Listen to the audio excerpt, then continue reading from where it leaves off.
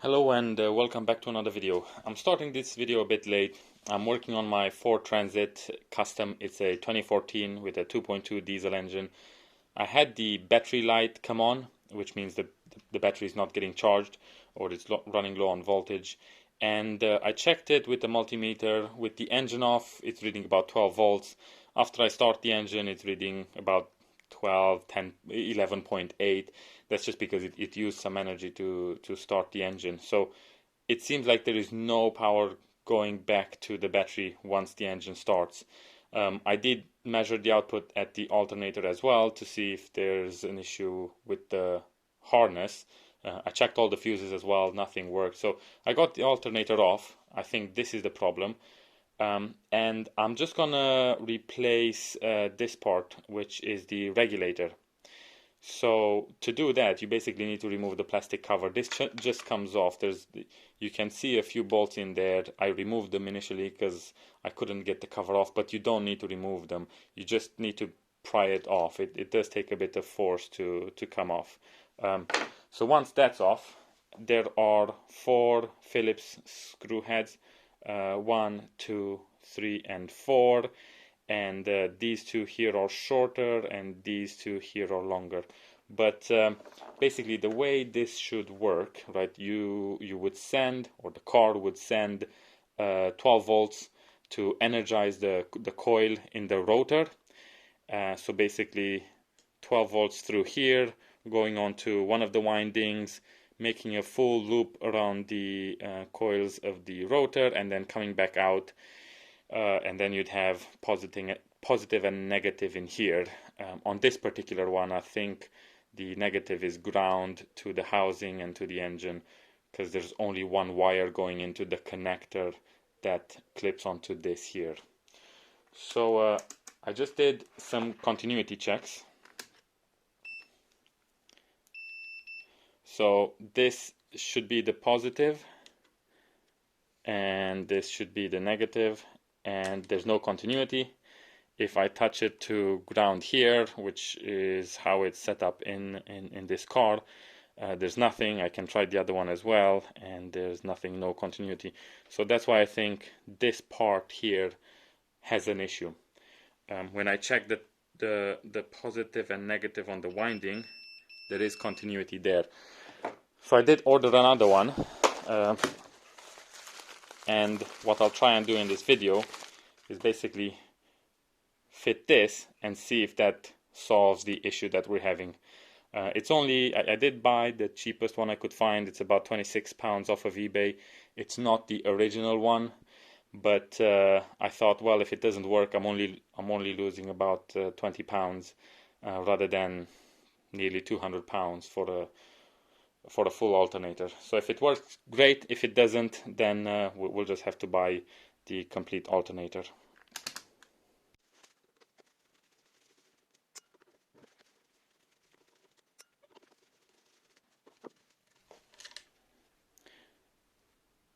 Just to show you the difference between the long and the short bolts.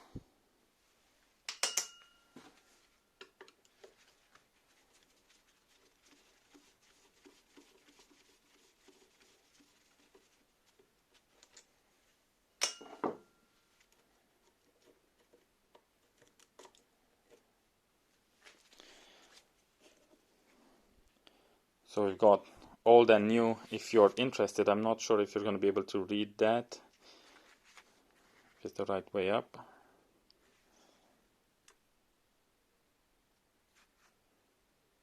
So that's the part number there.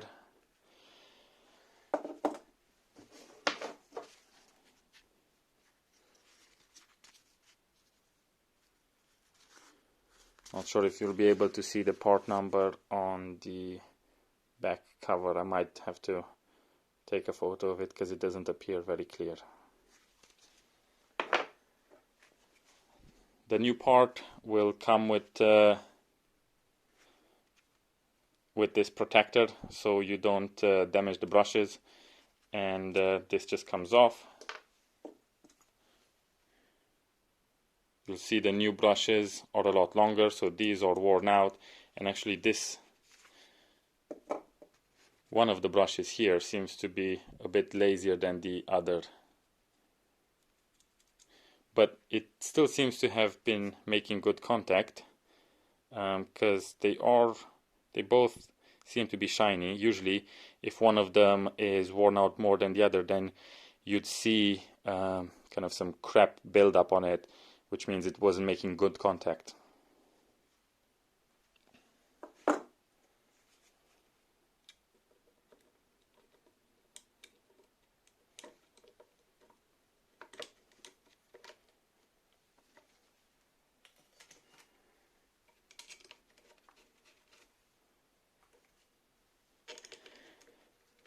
Just putting the longer bolts in first.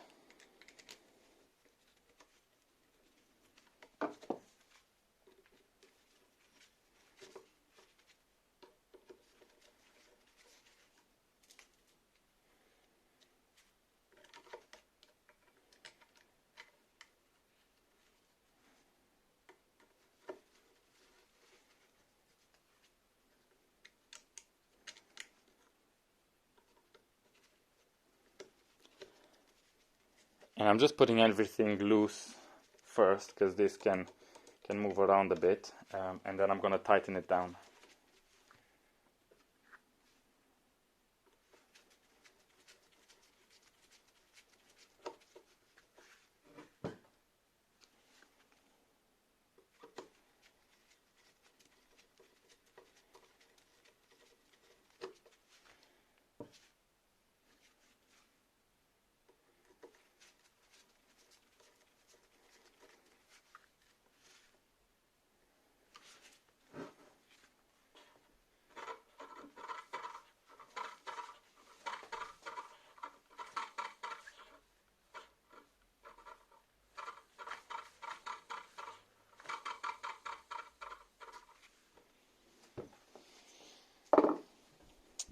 So just to see if our initial continuity check was good, because I'm not sure if that's how you should check continuity on these, but do it again. So positive and ground.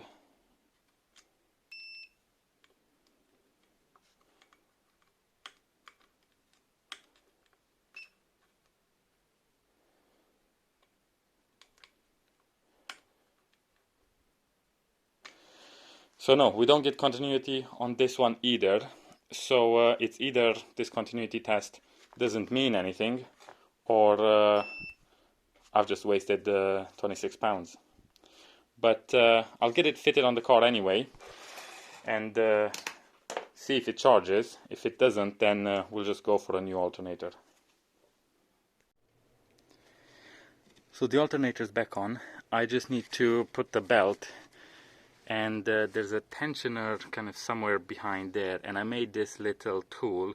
It's basically just two bolts, and I kind of fit it over the alternator and over the tensioner, and I kind of pull it towards me. Oh no, sorry, push it away, and that releases some of the tension. I don't have a proper tool for it, but this one seems to do the job.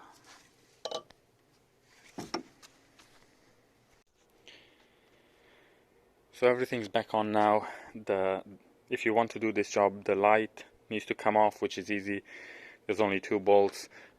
This one can come off. You just unclip it from here and you pull it out. This is for the windscreen washer. This power steering bottle can come up and you put it to the side. There are some covers, plastic covers on the belt, which you're going to have to remove. One of them, you'll have to take the wheel off and take the cover that's underneath, and then you just about have enough access for the tensioner, and you might want to buy a tool for that, or in my case I had to make one myself. And then you'll see the alternator there. Make sure you disconnect the battery, unless you're certain that when you disconnect the battery cable that goes to the alternator, which is technically live, if you can make sure that it won't touch any metal, then you're fine. But I recommend disconnecting the battery first, so you don't run the risk of grounding anything. There's also another harness that goes into the alternator, which you can't really see from here. And then the other thing I've had to do is the intercooler pipe, the pipe from the intercooler to the throttle body, I had to remove as well. Now that's all together, we're gonna hook up the multimeter to the battery and see what happens to the voltage. So the multimeter is hooked up now. It's reading 12.4. Turn it on, you see the voltage dropping. Start the engine.